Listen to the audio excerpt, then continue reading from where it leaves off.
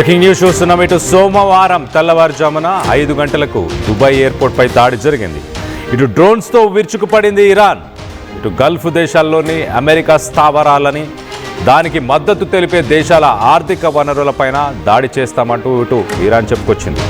Dubai airport మాత్రమే కాదు, రానున్న రోజుల్లో ఇటు Bahrain, Kuwait, Qatar, Saudi Arabia పైన కూడా డ్రోన్లతో బీభత్సాన్ని సృష్టిస్తాము, దమ్ముంటే ఆపుకో అంటూ ఇటు ఇరాన్ అమెరికా ఇజ్రాయెల్కి సవాలు విసిరింది. మరోవైపు ఇటు తెహరాన్, హమదాన్, ఇస్ఫహాన్ నగరాలపైన అమెరికా విస్తృతంగా దాడులను చేసింది. అనేక నగరాల్లో ఇటు భవనాలను నేలమట్టం చేసింది ఇటు ఇజ్రాయెల్ అలాగే అమెరికా. ఇటు ట్రంప్తో చర్చలు జరిపే ప్రసక్తే లేదంటూ, అలాగే అమెరికా అంతు తేలుస్తామంటూ ఇటు ఇస్లామిక్ రెవల్యూషనరీ గార్డ్స్ వాళ్ళు చెప్పుకొచ్చారు. ఇటు దుబాయ్ ఎయిర్పోర్ట్కి సంబంధించిన విజువల్స్ని ఒకసారి చూసే ప్రయత్నం చేద్దాం. ఆ విజువల్స్లో మనం చాలా క్లియర్గా కనిపిస్తుంది. ఇటు ఎయిర్పోర్ట్ దగ్గర ఏదైతే ఎయిర్పోర్ట్ పక్కనే ఉన్న ఫ్యూయల్ ట్యాంక్స్ ఉన్నాయో ఆ ఫ్యూయల్ ట్యాంక్స్ని టార్గెట్ చేస్తూ, అంటే విమానాల్లో వాడే ఆ ఇంధనాన్ని టార్గెట్ చేశారు. మొత్తానికైతే వాటిని బ్లాస్ట్ చేసి పడేశారు. ప్రస్తుతానికి దుబాయ్ ఎయిర్పోర్ట్ పూర్తిగా స్తంభించిపోయింది. అక్కడ ఎలాంటి రాకపోకలన్నింటినీ కూడా నిలిపివేశారు. సో ఇరాన్ ఏమంటుంది? ఇరాన్ దుబాయ్ ఒక్కటే కాదు, రానున్న రోజుల్లో ఇటు బెహ్రెయిన్ అలాగే బెహ్రెయిన్తో పాటు ఇటు మిగతా గల్ఫ్ దేశాలన్నీ కూడా మేము టార్గెట్ చేస్తామంటూ చెప్పుకొచ్చే ప్రయత్నం చేసింది. ఇటు సోమవారం ఉదయం 5 గంటల సమయంలో ఇటు దుబాయ్ ఇంటర్నేషనల్ ఎయిర్పోర్ట్ పైన ఇటు డ్రోన్స్తోని దాడి నిర్వహించింది. మనం రైట్ సైడ్ బాక్స్లో ఆ విజువల్లో చూస్తున్నాము ఆ దాడికి సంబంధించిన విజువల్స్. మొత్తానికైతే ఒక ఫ్యూయల్ ట్యాంక్స్ని ఎయిర్పోర్ట్లో సాధారణంగా ఫ్లై చేయడానికి కావాల్సిన ఇంధనం, ఆ ఫ్యూయల్ ట్యాంక్స్ని టార్గెట్ చేస్తూ మొత్తానికైతే ఇటు ఇరాన్ విరుచుకుపడింది. ఆ ఫ్యూయల్ ట్యాంక్స్కి సంబంధించిన విజువల్స్ని మనం చూస్తున్నాము. ఆ ఫ్యూయల్ ట్యాంక్స్ని డ్రోన్ టార్గెట్ చేయడంతో మొత్తానికైతే భారీగా మంటలు ఎగిసిపడుతున్నాయి. ఈ ఫ్లైట్స్లో ఏదైతే ఇంధనాన్ని వాడుతుంటామో ఆ జెట్ ఫ్యూయల్, అది హైలీ ఇన్ఫ్లేమబుల్గా ఉంటుంది. మొత్తానికైతే ఆ జెట్ ఫ్యూయల్నే టార్గెట్ చేశారు. అంటే ఆర్థికంగా దెబ్బ కొడతానంటూ ఇటు ఇరాన్ చెప్పుకొస్తుంది. ఆర్థికంగా గల్ఫ్ దేశాలు ఏవైతే ఇటు అమెరికా, ఇజ్రాయెల్కి సపోర్ట్ చేశాయో వాళ్ళ ఆర్థిక వనరులనే దెబ్బ కొడతానంటూ. దుబాయ్ ఒక ఇంటర్నేషనల్ ఎయిర్పోర్ట్. దాదాపు ప్రతిరోజు ఒక 1 మిలియన్ ప్యాసింజర్స్ అక్కడ దుబాయ్ నుంచి ఫ్లై చేస్తుంటారు. దాదాపు 10 లక్షల మంది రాకపోకలు దుబాయ్ ఎయిర్పోర్ట్ నుంచి జరుగుతుంటాయి. అలాంటి ఎయిర్పోర్ట్ని టార్గెట్ చేశారు. దుబాయ్ సేఫ్టీకి, లాయల్టీకి ఇటు అరబ్ దేశాలన్నింటిలో ప్రపంచం మొత్తంలో కూడా ఒక సేఫెస్ట్ లొకేషన్ అని దుబాయ్ తనను తాను ప్రమోట్ చేసుకుంది. ఆ బ్రాండ్ ఇమేజ్ని దెబ్బ కొట్టే ప్రయత్నం ప్రస్తుతానికి ఇరాన్ చేస్తుంది. రానున్న రోజుల్లో ఇంకా గల్ఫ్ దేశాలన్నింటినీ కూడా టార్గెట్ చేస్తామంటూ ఇటు ఇరాన్ ఒక వార్నింగ్ని కూడా ఇచ్చింది. ఏవైతే ఎకనామిక్ రిసోర్సెస్ ఉన్నాయో నేషన్స్కి సంబంధించి, గల్ఫ్ కంట్రీస్కి సంబంధించి వాటన్నిటిని కూడా ధ్వంసం చేస్తామంటూ. ఇస్లామిక్ రెవల్యూషనరీ గార్డ్స్ ఒక ఛాలెంజ్ని విసిరారు ఇటు అమెరికా అలాగే ఇటు ఇజ్రాయెల్కి. ఏమని?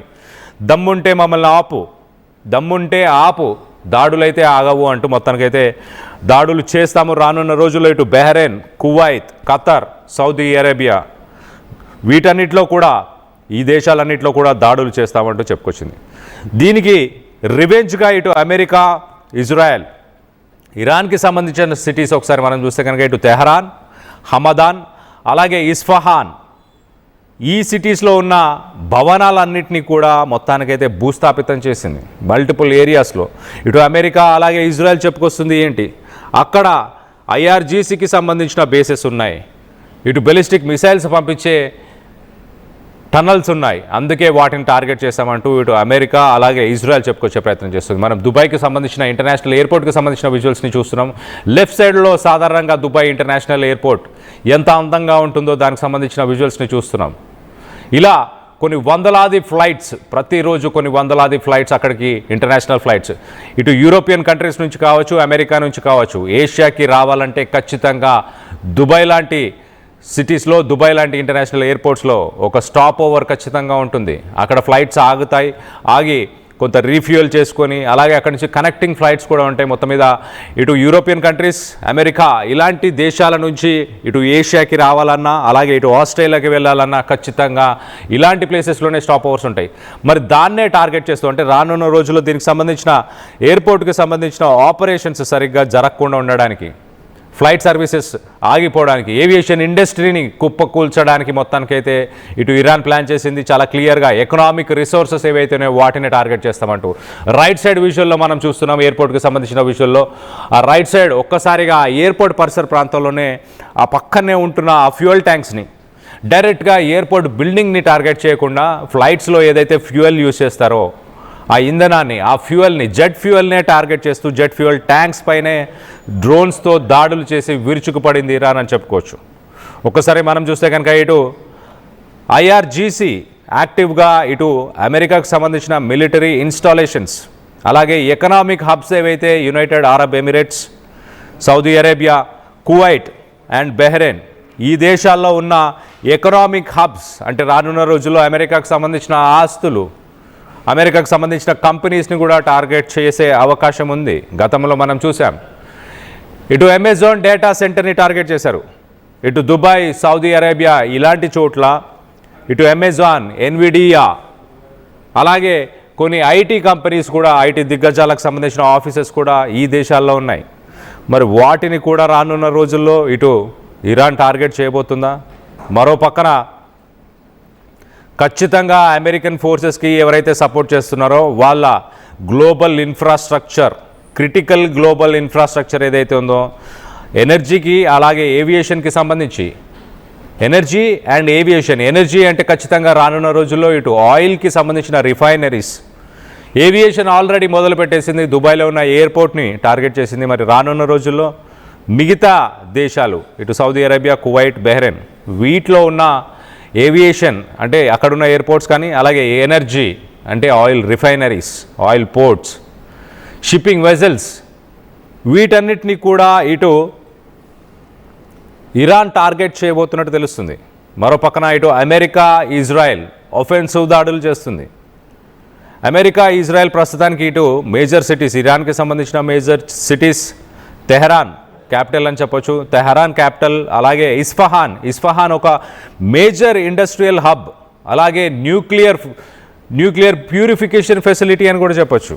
సో ఇస్ఫహాన్ అలాగే హమదాన్ ఈ గడిచిన 24 గంటల నుంచి 48 గంటల్లో ఇటు ఇస్ఫహాన్లోని ఒక ఫ్యాక్టరీని కూడా ఇటు అమెరికా అలాగే ఇజ్రాయెల్ టార్గెట్ చేశాయి. దీంట్లో చాలామంది ఇటు ఇరాన్కి సంబంధించిన వ్యక్తులు చనిపోయినట్టు తెలుస్తుంది. మొత్తం మీద ఇటు తెహరాన్, ఇస్ఫహాన్ అలాగే హమదాన్ క్యాపిటల్ సిటీ, ఒక న్యూక్లియర్ హబ్, ఒక ఇండస్ట్రియల్ హబ్ వీటన్నిటినీ ఇటు అమెరికా, ఇజ్రాయెల్ టార్గెట్ చేస్తున్న సమయంలో ఇటు ఇరాన్ గల్ఫ్ దేశాలకి ఎకనామిక్ రిసోర్సెస్ ఏవైతే ఉన్నాయో ఆర్థికంగా వాళ్ళని డెవలప్ చేయడానికి ఏవైతే ఏవియేషన్ ఇండస్ట్రీ అలాగే ఆయిల్, ఎనర్జీకి సంబంధించిన ఆయిల్ ఇండస్ట్రీ కావచ్చు వీటిని ఇరాన్ టార్గెట్ చేస్తా అని చెప్తుంది. అలాగే ఒక ఛాలెంజ్ని కూడా విసిరింది చాలా క్లియర్గా, దమ్ముంటే నన్ను ఆపు, నీ వల్ల ఇది చేసుకో అంటూ ఇటు అమెరికా అలాగే ఇటు ఇజ్రాయెల్కి ఒక ఛాలెంజ్ని కూడా విసిరింది. మరో పక్కన ఇటు ట్రంప్ అడ్మినిస్ట్రేషన్ చాలా క్లియర్గా ఇటు మిడిల్ ఈస్టర్న్ అలైస్ ఒక సీజ్ ఫైర్ని వాళ్ళు మీడియేట్ చేయడానికి ప్రయత్నం చేసినా కూడా ఓపెన్గా ఇటు ఇరానియన్ ప్రజలు ఎవరైతే ఉన్నారో వాళ్ళందరూ కూడా ఇంటర్నల్గా ఒక ప్రొటెస్ట్ని మొదలు పెట్టాలి, అక్కడ ప్రభుత్వాలని అక్కడున్న ప్రజలే కూల్చాలంటూ ఇటు ట్రంప్ చెప్పుకొచ్చే ప్రయత్నం చేస్తున్నాడు.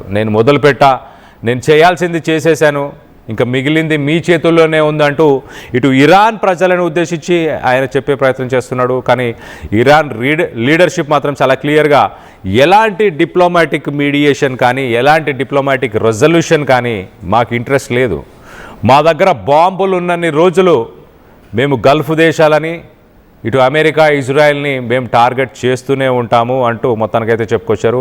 ఇటు రీజనల్గా ఉన్న ఎనర్జీ హబ్స్ అలాగే ఇటు స్ట్రైట్ ఆఫ్ హార్మోజ్ ఇవన్నీ మా కంట్రోల్లో ఉన్నాయి, ప్రపంచంలోనే most critical choke points, oil షిప్మెంట్స్కి సంబంధించిన చోక్ పాయింట్ అనొచ్చు, అలాంటి చోక్ పాయింట్ మా చేతుల్లో ఉంది అండ్ మా దగ్గర బాంబులు ఉన్నన్ని రోజులు మేము దాడులు చేస్తూనే ఉంటాము. ఇటు అమెరికా అన్కండిషనల్గా మేము పెట్టిన 3 కండిషన్స్కు ఒప్పుకొని కనుక అమెరికా దాడులని ఆపేస్తే కనుక అప్పుడు ఆలోచిస్తాము అంటూ ఇటు మొత్తానికైతే ఇటు ఇరాన్కి సంబంధించిన లీడర్షిప్ చెప్పుకొచ్చే ప్రయత్నం చేసింది. ఒకసారి దుబాయ్ ఇంటర్నేషనల్ పోర్ట్ ఇవాళ ఉదయం 5 గంటలకే ఇటు దుబాయ్ ఇంటర్నేషనల్ ఎయిర్పోర్ట్ని ప్రస్తుతానికి ఇరాన్ టార్గెట్ చేసింది. దానికి సంబంధించిన విజువల్స్ని మనం చూస్తున్నాం. ఒకసారి ఆ విజువల్స్ని చూసే ప్రయత్నం చేద్దాం. అక్కడ ఉన్న ఫ్యూయల్ ట్యాంక్స్ ఏవైతే ఉన్నాయో ఆ